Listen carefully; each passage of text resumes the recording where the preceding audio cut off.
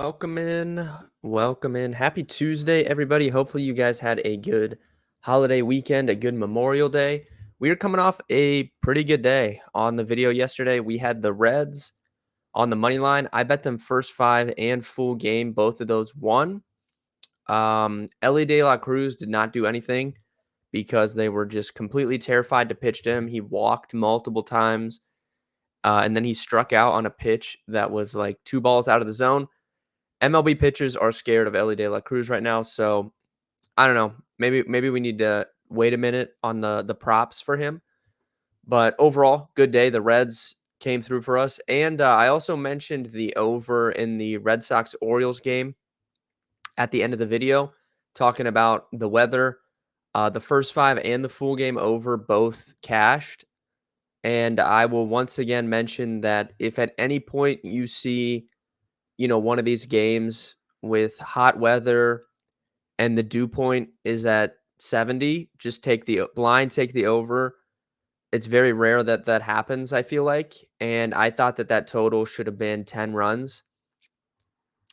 And I mean, it would have went over that anyways. Just extremely good hitting weather. So overall, a great Monday. It's been a great few days for us here. So let's keep it moving. We have a big Tuesday slate tonight. And I do not have the Reds hat on today, which was good to us yesterday. I wore the Reds hat yesterday. They won. I don't have it on today, but we are going right back to the well, and we are taking the Cincinnati Reds on the money line. If you want to take them first five, that's fine. If you want to take them full game, that's fine. I'm probably going to bet both again. I love the Cincinnati Reds again tonight against the Cardinals. So let's just dive in. First and foremost, pitching matchup here. We have Kyle Gibson going against Andrew Abbott. The Reds are minus 130 on the money line. You can get them at minus 124 on FanDuel, and they're around the same, minus 130-ish for the first five money line as well. Kyle Gibson has some parallels to James Paxton, who we talked about on the video last week, who I said was eventually he's going to get hammered at some point. So for this season, Kyle Gibson, he has a 3.81 ERA, which on the surface looks pretty good, right? But when we dig in, he's only striking out 19% of batters, which is bad. He's walking 9% of batters, which is bad. His expected ERA is over 5.50, which is terrible. His hard hit rate, 43%, bad. Expected WOBA allowed 370, bad. He's got really, really bad underlying numbers that are being masked by that 381 actual ERA. And it's just been like a Houdini act. Like he is going to get wrecked at some point here. The one thing that he does well is a 50% ground ball rate. That's basically the only reason why he has survived and been able to keep that ERA below 4 right now is because he can get ground balls. So without looking at every single one of his starts, I can just tell you what happens is guys get on base and then he gets bailed out by ground ball double plays. That is what his bread and butter is. He relies on that. Eventually, that luck's going to run out and he's going to have some starts where he gives up a lot of runs. And I think that tonight could be one of those spots. He is a sinker ball pitcher, throws it 30% of the time. It's his most used pitch. Cincinnati, as a team, is very good against right-handed pitching. Most of their hitters have above average metrics against right-handed pitching, and a lot of them have good numbers against sinkers as well. Ellie De La Cruz, Candelario, Spencer Steer, Jake Fraley, Jonathan India, Will Benson, all those guys, that's 6 guys I just rattled off, have really, really strong numbers against sinkers. So I think it's a great spot for the Reds offensively to kind of get cooking here against a pitcher that is due for some regression coming his way. If we look at the opposite side, the Reds have Andrew Abbott on the mound, and he's been very, very good this season. He's pitched to a 272 expected ERA, 268 actual. His expected WOBA allowed 266, which is very good. His hard hit rate allowed, 31%, is very good. He's got great numbers. The only thing is his strikeout rate was 26% last year. It's down to 19% this year, but maybe he's sacrificing strikeouts for better contact management. His hard hit rate allowed last year was 43%. Like I said, it's down to 31% this year.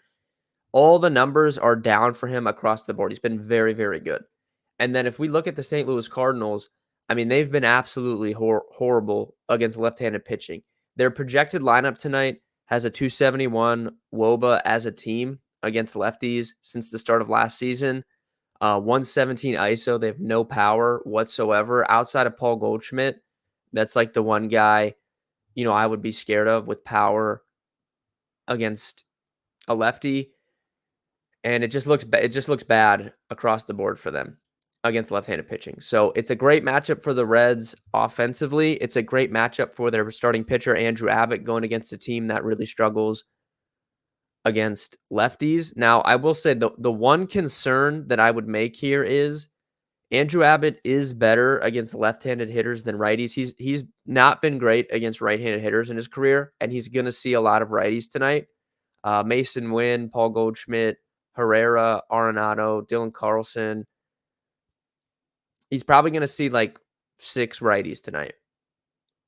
The problem is, for the Cardinals, a lot of those righties just aren't, they're just not good. Like Mason Wynn's numbers against lefties have been really bad. Herrera's numbers against lefties have been really bad. Even Arenado, who was historically a great left-handed pitching hitter, his numbers are not good against lefties. And then the bottom of the lineup bad against lefties too. So it's kind of a matchup of like something's got to give, like whether Andrew Abbott has success or the Cardinals have success. Something's got to give, but I'm going to trust how bad this team's been against lefties. And even if Andrew Abbott gives up a couple runs, I feel very confident in the Reds, scoring some runs tonight as well. So we're going to go with the Cincinnati Reds tonight on the money line. If you want to take them first 5 or full game, either one, I think that's fine. I love the Reds again tonight. For a second play, I did post my full card in the Discord. And like always, if you want access to these tools, the live trends, money line predictor, total predictor, spread predictor, all that good stuff, betkarma.com/pricing to sign up. And speaking of that, if we pull up the moneyline predictor, the Reds, moneyline predictor likes Reds again today. We have them at 60% chance to win this game. Vegas 56%. So positive edge again for the Reds today, which I like to see. But for a second play, I mean, there's a lot of fun matchups today. We have the Pirates and Tigers, Jared Jones against Tarek Skubal. That's a great matchup. There is some weather concerns in that game, though. So, if you're looking to watch or bet on that game, I would just be cautious. I did see that was like the one game that had some weather concerns. Yeah, we've got the Guardians in Coors Field again. Tristan McKenzie, Ryan Feltner. I kind of like I don't know. There's a couple spots that I'm considering for a second play on this video. So let's go over to the Toronto game. So for Toronto tonight, we cashed a play on Kevin Gausman last week. He is pitching again tonight against the Chicago White Sox. Gausman versus Mike Clevenger. Toronto's massive favorites, as you can see on the screen here. They're minus 218 on the money line. We're not going to be betting their money line today.